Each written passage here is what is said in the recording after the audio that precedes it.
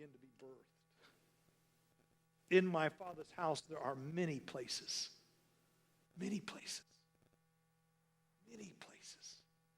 There are many places, and perhaps you have a place, and maybe we're in that place, but in my Father's house, there are many places where my presence becomes tangible, where my presence breaks through the clouds, and you can that epiphany of something and someone is here, where fears are alleviated and hopes are restored. And he said, I go to prepare that place. And if we read the scriptures, we find out that God has always used places. Ur of Chaldees, Haran, Bethel, Shiloh, Bethlehem, Jerusalem, Nazareth, Egypt, Emmaus, Bethany, Sebri, Yoder, Hutchinson. He uses places. He uses locations, longitude and latitude. And he shows up in those places on 2nd and Main. He shows up in those places where we do life. He isn't waiting till we get to where he's at. He comes into the places where we cry, into those places where we bleed, into those places where we laugh, into those spaces, if you will, where we share one another. He comes. We just celebrated his coming in the flesh of, he comes into people's lives. He comes into your place, comes into your home. Those places that he used. And Jacob would write, God was in this place and I didn't know it. Boy, now that's a missed opportunity. You could suggest that was hell on earth.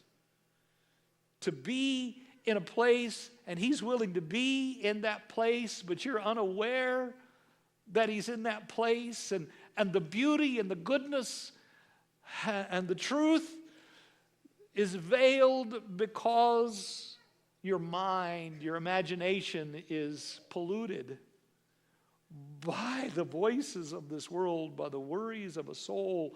And God is wanting to purify our imaginations and take the secular realities around us and transform them by the sacredness of his presence. I go to prepare a place. There's many places. Probably your place. My place. And that little special place in Shellknob, Missouri was the first place that I began to recognize the beauty of God. It was the first place that I understood that the gravitational pull of this earth could be broken by the spiritual lifting and redemption of a man named Jesus. That the things that hold us in this dimension can be broken by he who created. And that he is not locked into some place out there, but that he wants to be. I go to prepare a place that where I am, ye may be also, to understand that we don't have to be troubled. We don't have to be troubled about what we think might be, should be. We don't have to worry about what's happening or what isn't happening. We don't have to be afraid of the unknown. Don't be troubled because I have a place for you. Don't be troubled because whatever place you're in is my place. Don't. We pray it, heaven, come on earth. We pray for his presence. He's promised his presence. See, I got to tell you, because of that place, that heaven on earth in Missouri, that because of that place, this place is also sacred. I've said it to you for years. If I didn't live in Kansas, I'd move here. Because this place has become special. God talks to me in wheat field terminology. He speaks to me with blue skies We have the greatest sunsets in the world. Only here do robins land in the snow. I got to tell you that if you've ever seen that first place, then it can transform this place. Because I know of that place, this place becomes a place where the air is thin and the presence of God is right here. But if you don't have that place, this place will never be. And if you misunderstand that it's all about that place, then my favorite place is this place. Because this is where I am. My favorite people are you because you're here. We're sharing life together. We're experiencing the breath that fills our lungs. Don't be troubled. It's interesting to me how generations of Christians, particularly since the Reformation, have determined that heaven is out there. And did you know there's no biblical explanation for the location of heaven as being out there? Did you know theologically, I don't care what tribe you come from, you can't find the location. He can go out there. In fact, the only location you can find for heaven is in here. The kingdom of heaven is here. While you're worried about going there, while the church is concerned about who gets to go, who doesn't get to go, heaven and hell, could I suggest to you that if you don't realize he's here, do you know God has a favorite place? He has a special place. It's a wonderful place. I mean, it's where heaven and earth clash together, and he's building it, he said. It's so interesting to me. He said, after this, I'm coming back to rebuild David's tabernacle, his ruined house. I'm going to put all the pieces back together. Let me prophesy to you a moment. The pieces are coming back together. I'll make it look new so the outsiders who see will find, so they'll have a place to come, and all the pagan peoples included in what I'm doing. Do you know God's favorite place is David's place? It's interesting to me that God is not impressed with what impresses men. I mean, David's place wasn't much to look at. David's place was just this little cabin on a hill. David's place had no silk curtains. It had no gold candlesticks. It had no table for the showbread. David's place wasn't the splendor of Moses or the wonder of Solomon's. It was just this little tent filled with the passion and the heart of a man who longed for the presence of God more than life itself. David was a man that understood one day in your presence is better than 1,000. David was a man who said, my soul pants for you like a deer pant. David was a man who understood that in his presence is fullness of joy, safety, gladness, refreshing. And God said, I'm going to restore David's house. I'm going to restore a house that these people aren't separated by these people and these people aren't. And no, I'm going to restore a place where all the pieces of humanity come together and even the pagans come running in. This isn't just for these holy, chosen, frozen. No, this is for the marginal and the outcast and those deemed sinners. I'm going to rebuild that place where love conquers all. I'm going to rebuild that place. Could I just suggest to you that God's building a church that we know very little about? God has a favorite place. It's not like any other place. Could I suggest to you that God seeks after passionate worshipers? People that grasp for the only thing that matters in life, and that's the one that made us. It's absolutely about people. It's absolutely about this relationship.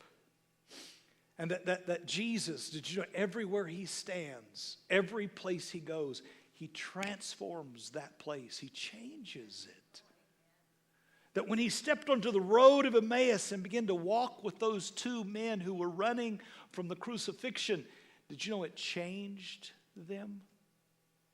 That any time you find the presence of Jesus, it transforms the journey.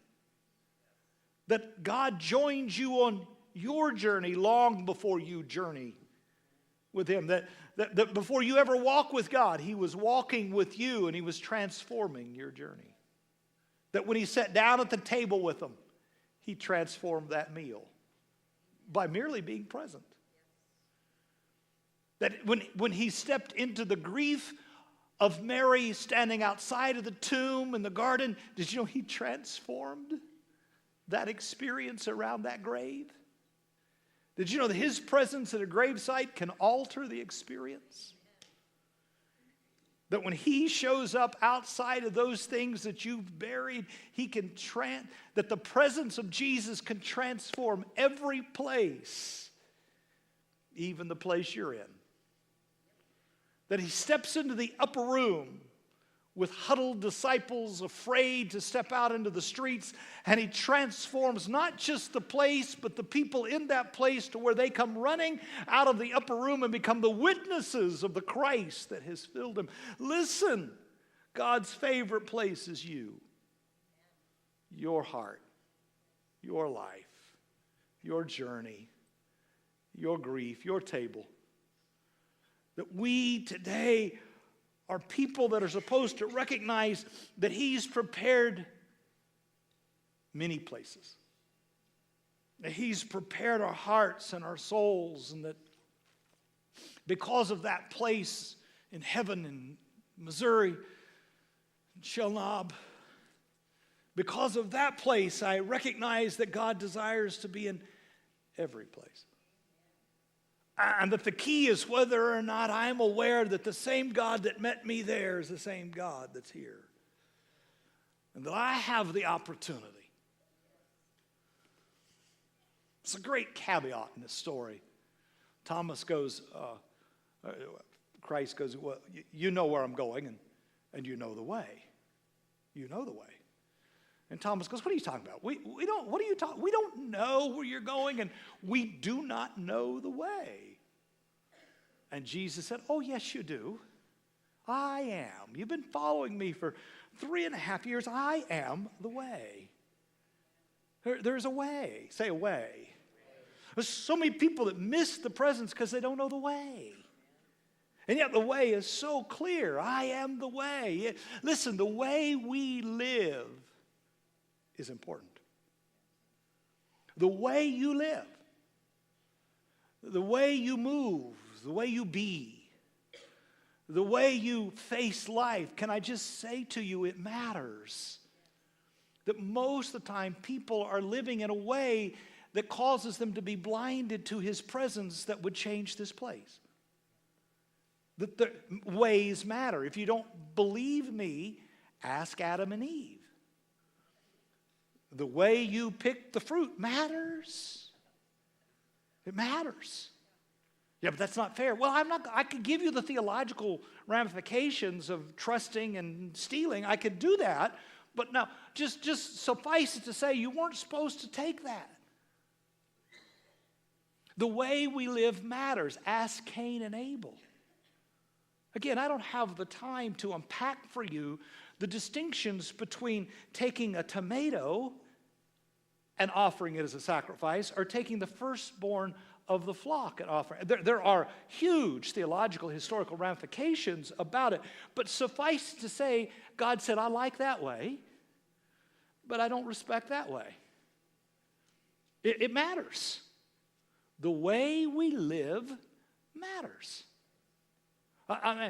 David decided he wanted the presence of God in Jerusalem. I don't have time. 1 Corinthians 13, 14, 15, or Chronicles. I don't have time. And David went down to his friend's house in Obed-Edom because the Ark of the Covenant, again, I don't have time. Just trust me. In the Old Testament, the Ark of the Covenant represented where the presence of God existed. And David realized that the presence of God was down in Obed's house. And so he goes down there and he gets an ox and he gets a wooden cart and he takes the presence of God and he puts it on this wooden cart, and he gets an ox and he says, "Shout!" And the ox begins to pull the presence of God towards, and there were a couple of guys that were trying to keep everything together, and they reached out and they touched it, and bam, and they died. It'd make me mad too. And David took the presence of God back and puts it back in Obed-Edom's house, and comes back and he's complaining to the Lord, and the Lord said, "You didn't do it in the proper way." I mean, it's okay. Everybody here, right? We all want the presence of God, right? We want to be the tabernacle of David. We want his tangible presence in our lives, don't we? We want this place to be a special place where peace and hope and David had to find out the proper way, and he went back down, and boy, the way for the presence of God to come into our lives follows blood. They sacrificed animals, and then you have to personally carry the presence of God on the shoulders of humanity. You see, you can't hire someone else to bring the presence of God into your house. No one else is going to bring the presence of God. You're not going to get a little red wagon with a sheepdog and put. No, you're going to have to carry it. That's just the way it is. You can sit there and go, "Well, that's not fair." But let me just tell you, I've after nearly 3.5 decades, I think I've earned the right to say to you, there's just a way. There's just a way. I mean, these special places become special because his presence is there. And his presence is there is because we have a heart for his presence that will change this place. I need my place changed. I don't know about you, but my place has challenges and I need it. How many know Hutchinson has challenges?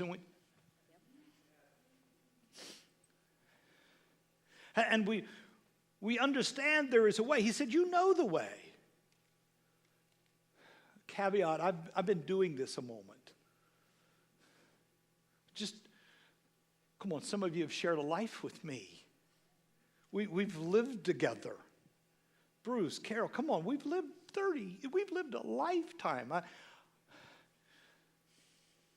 The proverb writer says, "There is a way that seems right unto man, but it leads to death." When I talk about the proper way, I want you to understand I have lived through the 70s and the rise of the moral majority. Oh, it seemed right to judge and criticize and point out that those were right people, those were wrong people, these are good people, these are bad people. And man, the Christian coalition rose to this height, and we were going to clean America up, and we were going to make it moral, and it was going to be. Sounds right. It sounds right. But can I tell you, that's not Jesus' way. Jesus' way comes to forgive. He said his house's pagans are allowed. Are you hearing me? I've lived this, Carol. I've watched us be critical and condemning and divisive and mean-spirited. That's not the way. The way is grace and mercy and kindness and humility, not an arrogant, judgmental, condemning. I've lived through this, Anita. I'm standing in front of you as your pastor, not necessarily to solve your problems, but to teach you how to walk in a way that makes room for the presence of God that will change the places of our lives. The world's wanted to make me a counselor and a therapist, but I have a vocation called pastor. Remember a lady coming to my office many, many years ago. I had this little office, and she called and she said, "Pastor, I need to talk." And I said, "All right." She came, and I kind of knew the problems she was facing, and I was prepared to give her my counsel. Right? She came in, she said, "Pastor," she said, "I'm talking to a counselor." And she said, "But he can't help me with what you could help me with." Okay. She said, "Could you teach me to pray?" Man, some of you have been with me long enough to know what happened. See, vocationally calling to help you to understand there's a way for the presence of God to come into your place. And when he comes into your place, it'll become a special place. It'll become a thin place, a sacred place. Your imagination will be purified from the toxicity of this world and will be filled with the purity of his presence. And you'll begin to see prophetically what God wants to do in your life. It's above and beyond. It's above and beyond anything you've imagined. It's above and beyond the calling of church growth. It's above and beyond just being rich or healed or morally correct. It's about living in a place where everything surrounds you reflects, represents, and becomes the draw that God is with you. Emmanuel. It'll empower you to go through good and bad. It'll give you hope in hopeless situations. You got to live this way of humility and mercy. There's another way, my friends, to live than the way that is being shown to us. The wise men went home another way. There is a calling in the world for a people that would just live another way so that this place become a special. This way of being where mercy doesn't demand sacrifice but becomes the sacrifice. In this place where his presence is the one thing that we desire. In this place, in this house, where his presence is the only thing that matters. In this place, scriptures are not used against people. In this place, love is greater than law, relationship greater than the rules. In this place, men don't look like trees that are walking. In this place, tax collectors and sinners are welcome, and the poor inherit the kingdom of God, and blessed are the peacemakers. In this space of sacred manifestation, adulterers are forgiven, and there are more for us than are against us, and you can see through the storm and speak to the storm. In this place, demons are removed and healing is made manifest. In this place, the enemy is loved, not cursed. In this place, swords become plows. In this place, forgiveness is paramount. Man, in that sacred place in Missouri, peace abounds, love is steadfast, and hope is full. And because of heaven, then the earth is changed. And if it's that way in heaven, in that special place, then it can be in this place. Now, not merely in the future, and the manifestation of the kingdom in this place will give hope that there is another place.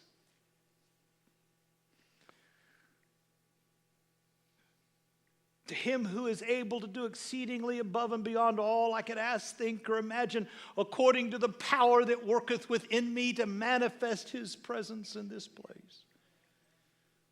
We call upon that God would fill this place.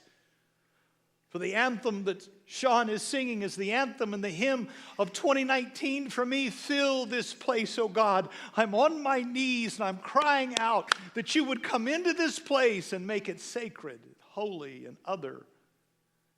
And that even the pagans would be drawn into this place where they could be embraced by the one who gave his life and loves them abundantly. In this place, the impossible becomes possible. In this place, it's not about, it'll never be like that, but it has to be like that. In this place, unity becomes the norm. In this place, we become witnesses of the presence of God. There's no more veils. No more division. In these few verses in John, Jesus goes on and he said, greater things. Say greater things. I don't know about you, but I want greater things. I want bigger things. He said, greater things than these. He who believes in me, the works that I do, he will do also. Say, me too. I'm going to start the real movement. Me too. I want to do what he's done. I want to do greater things. Say, I want this place to be that place for greater things, above and beyond. I don't want to recover the revival of yesterday. I want to have the one that he wants today. I want to have learned that it's not about evaluating other people as to who's in, who's out, who's morally sound, who's morally not. I want this to be a place where even the immoral are accepted in and transformed by the presence of the God. Oh, I'm counting that 30 years have mattered. I'm looking at you today, Father's house, and I'm counting on the reality that 30, almost 40 years of ministry staying in front of you might matter, that maybe I've learned a little bit from past experiences. That I was a part of a generation and we got some of it wrong. And that we wept tears over having gotten some of it wrong. That we thought it was about figuring out who was naughty or nice. That we thought it was about how much giftings you had, whether you spoke in tongues or didn't, how loud and how long you could tolerate. It isn't. I like loud and long. But it wasn't about that. It was about a hunger, a passion, a desire that God would fill this building on 20th Street with a glory that would change people's lives, not because they were right, but because he is so good.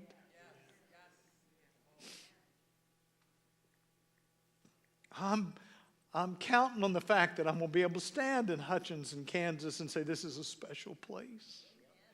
You are a special people. This is a great time for us to live another way. We've got to shut down the voices that are screaming at us from politics. We've got to shut down the voices of religious bigots who are too busy judging other people to make the reality that God is here. I'm believing out of the heart of America can come a cry for another way. I don't need us to be the biggest or the best.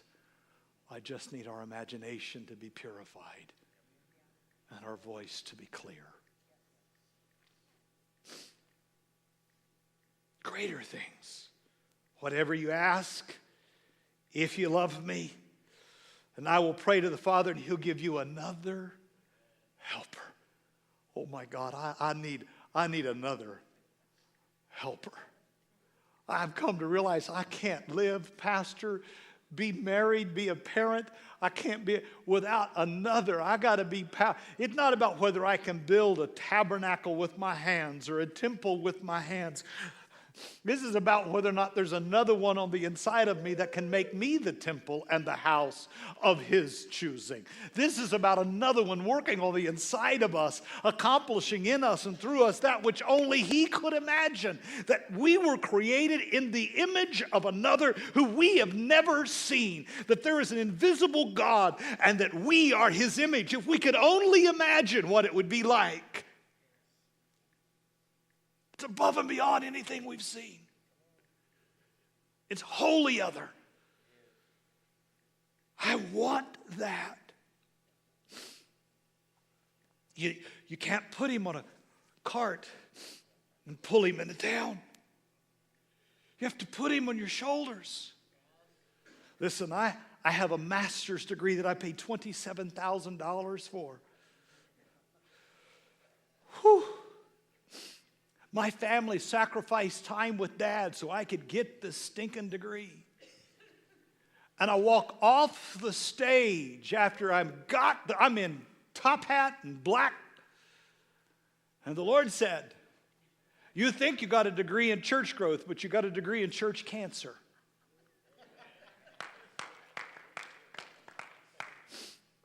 Because you can't market me. What you just got a degree in was how to market the gospel. And the gospel cannot be marketed.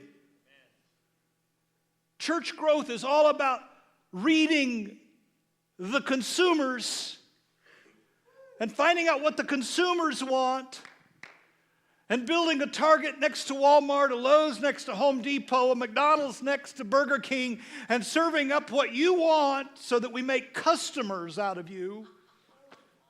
And you become takers and not givers. And it's a cancer that eats away at our soul. And we think we're in a church, but we're not in a church.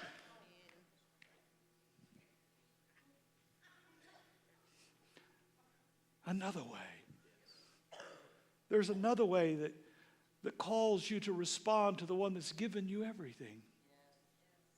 There's another way. It's a little slower. Where you don't become the customer, the consumer, but you become consumed by the one who possesses your soul, floods your mind and your heart with his love and his mercy and his grace, and suddenly you come to give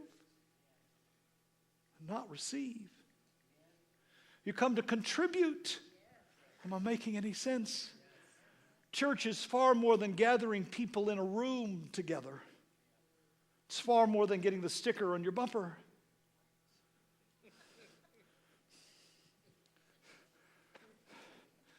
It's about being transformed. It's about being changed. It's about becoming more than what you can become on your own. It's about suffering with those that suffer. Good God, it's about standing with one another when we bury somebody we love and trying to find hope at the side of a stone. It's about rejoicing when they hold a baby. It's about baptizing and dedicating and burying and marrying and losing a job and getting a job and breaking up and getting together and helping this child in rehab and helping. It's about a community of people who know they're forgiven but need to give out of their own giftings. Listen, this isn't about Quintin's gifting. They told me it was, but it's not. Because I haven't got enough. I'll never have enough. But if you'll take your gift, and you'll take your gift, and you'll take your gift, and you'll take your gift, and if you'll find out how to utilize your gift in this thing we call family, we'll give to one another and we'll make it. And we view each other as gifts from God. We view everyone in this room. You're not known in this room by your problem. See, in a counseling setting, I have enough education to hang out a shingle and charge you $185 an hour. You listen to me. I have enough education to do it. But I didn't want to look at you as a problem to be fixed. I wanted to look at you as a person created in the image of God with the potential to fulfill his calling on your life. And so what if when you walk in these doors, we aren't known by our problems, but by our potential to fulfill? But now that means that in the next year, as we go above and beyond, you got to learn his name, her name, and that, and you got to cry, and you got to pray, and you got to share, and because it's not about just putting people in this room.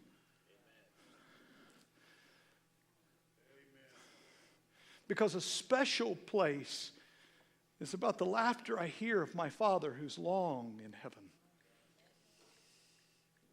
See, this room is filled with people you can't see.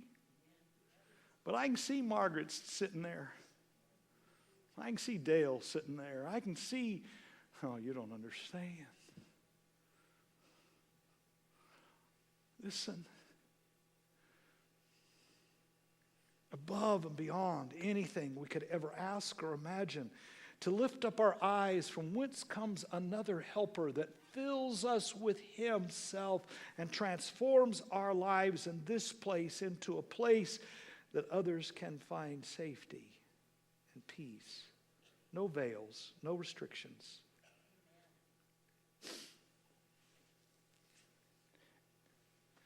It happens to me here. It happens to me in the communion that I lead. What's your vision?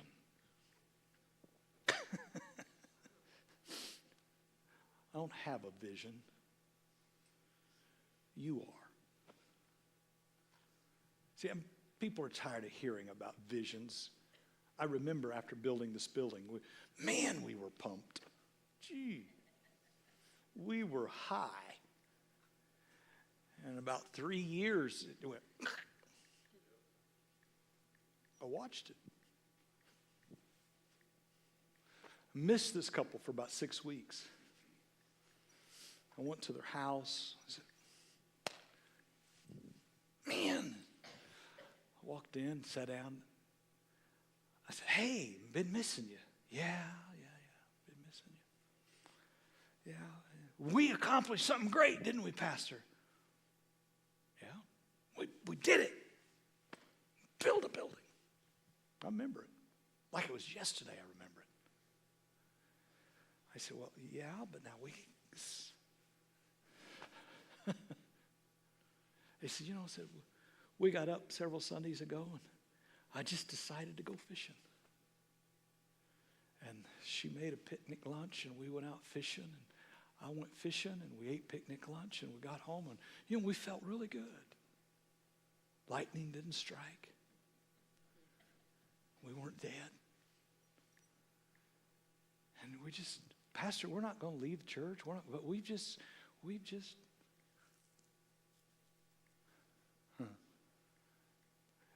You want to know what that did to me?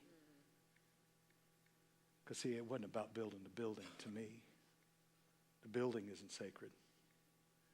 It was about people joining together and creating a space where we can continue to mature and share life.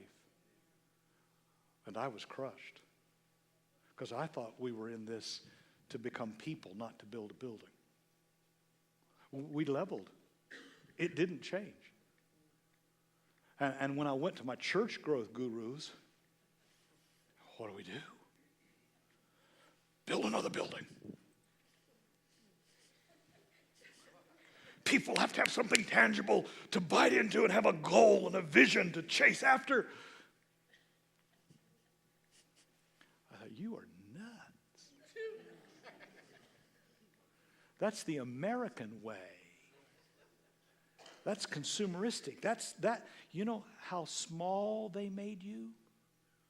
They said that the people I was pastoring were so shallow that unless I was giving them another building or another thing or another tangible, that they wouldn't consider their spiritual growth important.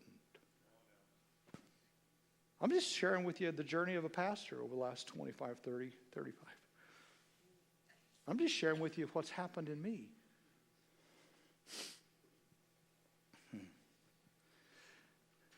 I'm suggesting to us that we focus. I believe I have a prophetic word from God that there is something above and beyond the American way. There's something above and beyond the Baptist way. There's something above and beyond your way.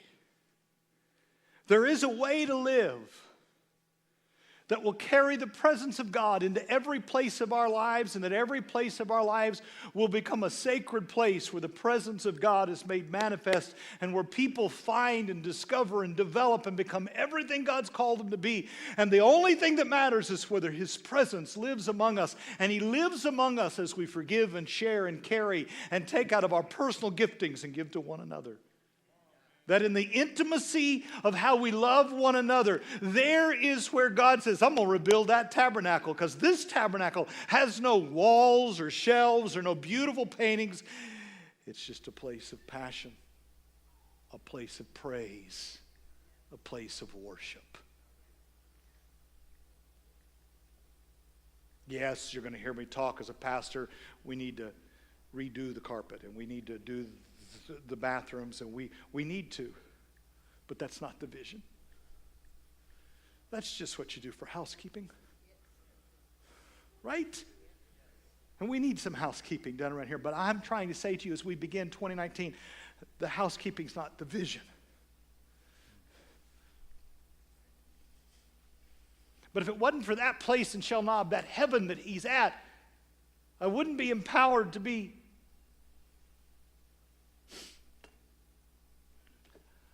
Okay. I'll tell you a story about a guy named Bill and a guy named Al.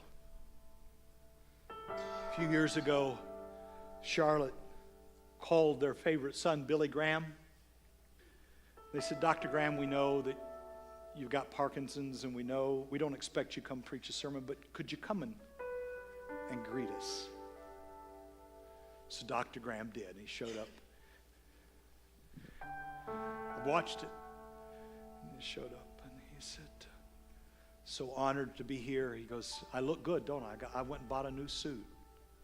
New, beautiful blue suit. He goes, it's the first time I've wore the suit. Bought the suit because my children told me I was looking a little disheveled, so I wanted to look a little better for you. He said, the next time I wear this suit, it's going to be the last time I wear that suit. He said, because they're going to bury me in this suit. And he said, I want to tell you a story about a man by the name of Albert Einstein. Billy Graham. He said, Brother, Dr. Einstein got on the train and started towards New York City, and he's sitting there, and the conductor comes by and is clicking tickets. And he comes to Dr. Einstein, and Dr. Einstein checks his pocket, checks his pocket. Couldn't find his ticket. And the conductor goes, it's all right, Dr. Einstein. We know who you are. You're the smartest man in the world. It's okay. I'm sure you bought a ticket. It's all right, Dr. Einstein. Don't worry about it. You bought a ticket. Conductor went on down the aisle, kept punching tickets. Gets down to the end of the car and looks back, and here's Dr. Einstein down on his hands and knees. And he went back and said, Dr. Einstein, we trust you. We know you bought the ticket. Dr. Einstein got up and looked at him and said, I know I bought a ticket too, and I know who I am, but I don't know where I'm going.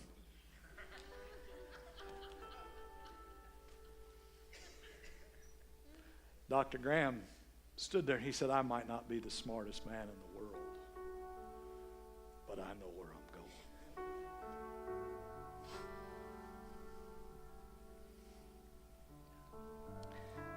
Can I suggest to you, I'm not the smartest man in the world.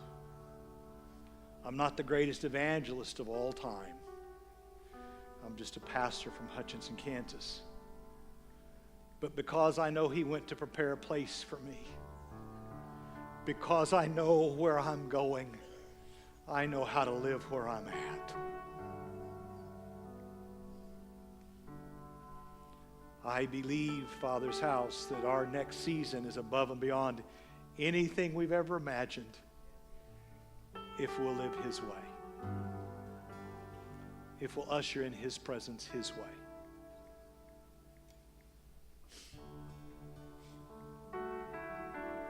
I'm your pastor. I want to help you. So if we got 1,440 minutes every day, could you give him 20? As we start into this next year, there are some little things you could do that help you. It's not about losing 20 pounds. It's about giving 20 minutes. Just 20 minutes. Just sit there. You don't even have to pray. I've written another book. It's about 21 days. I know it's a silly little book, but it's your pastor's way. Some of it's a repeat, some of it's not. But could you do a little Bible study every day? I made Lucas work hard to create an app on a smartphone. Anybody got a smartphone? If you got a dumb phone, throw it out and get a smart one. You know, it's a free app. You can download it. You can download it. It'll let you share your prayer requests with your pastor. I read them. I pray for you. It'll give you a Bible daily reading, which is the Bible daily reading I'm doing every day, from which this sermon comes out of. You can read right along with me. Let me give you this one. Anybody know Chan? Crazy Love. Bald guy. Good-looking guy. Francis Chan. Good-looking guy. Looks like me. Do you know he's a friend, and he's developed an app called Reading Scripture? Do you know you can download that, and in a year it'll take you through the whole Bible and explain creation to you. I'm your pastor. I'm just trying to give you a couple tools. Take 20 minutes of the 1,440 and be silent. Do a little devotional with us for 21 days. 21 days will create a new habit. Read along with me. Scriptures I'm praying over every day. Download that reading thing. I like Francis. It's a good tool. It's free. Maybe if we'd go back to living a certain way, maybe his presence would fill our place. Your place, my place.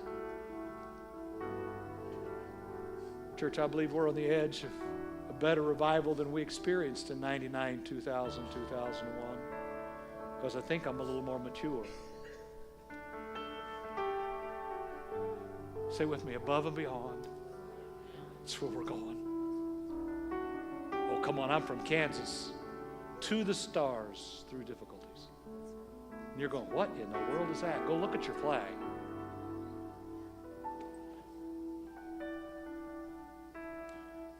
Somebody, one of my kids, bought one of the other kids. It's in a stocking. Pull the stocking. It's a sticker. It says, Hutch Proud. Man, if you're not proud of the place you live, I went down to Bluebird's Books and bought all of them I could get. Because I love this place. I love my community. I love you. I love this family. And because I love you, I want the presence of God.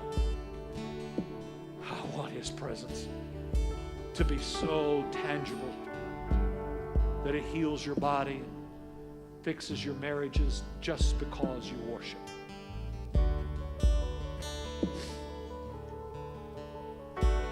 I worship you, Lord. Well,